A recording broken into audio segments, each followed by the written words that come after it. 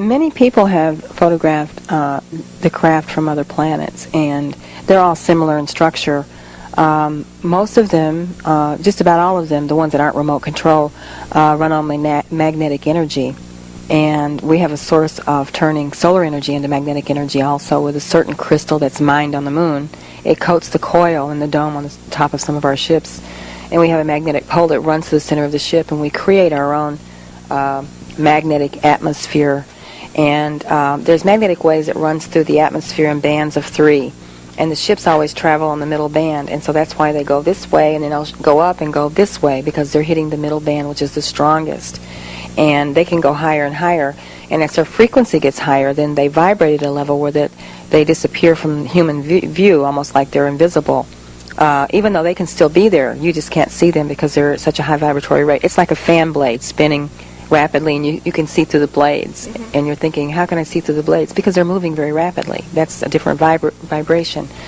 It's similar to that. We travel through time. We travel from dimension to dimension, and we travel through space. And we have these capabilities, and it's all because we're working with nature.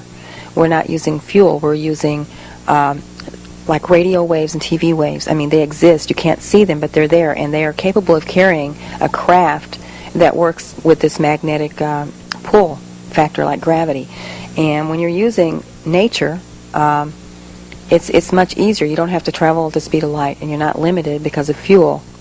So it's something that we wish to share with people eventually, like I said, in the future when it's not going to be used for anything negative. It's a delight to travel in them because you feel like you're sitting in a room. There's no feeling of movement except for what you can see. And it's magnificent to travel through space and to be able to, see other planets coming into view. It's just like, it's very much like being on an airplane. You know how thrilling it is when you get up there and how wonderful things look from high up. You don't have the limitations of knowing boundaries. Your Earth or your planet becomes your planet that you share with everyone because there's not the boundaries of your cities or your states or your countries. It all becomes one, and you realize, wow, we share this little planet here.